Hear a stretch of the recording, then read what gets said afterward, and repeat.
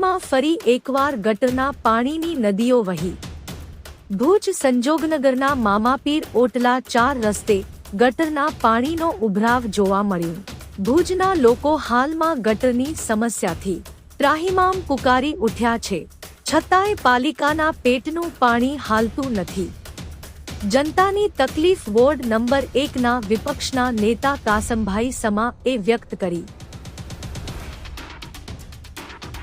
કાલે સવારના 9 વાગે અહીંયાથી પાણી નીકળવાનું ચાલુ થયું અને ત્યારે અમારા એક સંબંધીમાં મરણ થઈ ગયું હતું। અમે હાજર હતા કબ્રસ્તાનમાં અને ત્યાં મને લોકોએ જાણ કરી કે ભાઈ અહીંયા પાણી જે ચાલુ થયું છે ગટરનું અને એના માટે કાંઈક તમે તાત્કાલિક કરાવો।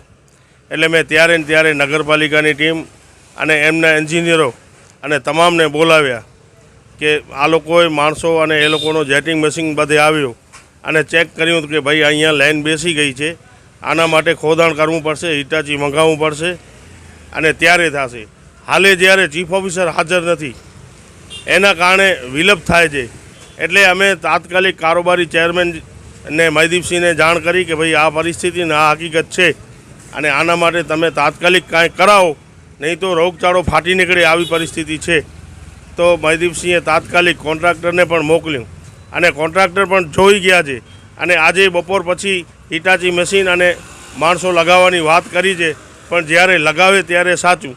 આ ગટર લાઈન બેસવાના કારણ અમે વારંવાર જનરલ બોર્ડ હોય કે ગમે તે રજૂઆતો કરીએ છીએ કે મેઇન લાઇન જે ચેમ્બરો છે એ સાફ નથી થતા।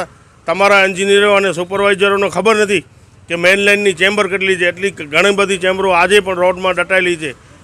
જે આ પાઇપલાઇનો બેસે છે એનો કારણ કે મેઇન લાઇનના ચેમ્બરો ક્યારે ખુલતા જ નથી અને સાફ નથી થતા, એની અંદર ગારા ભરાઈ જાય છે। એના કારણે આ ગટર લાઇનમાં ગેસ થાય અને ગટર લાઇન બેસે છે।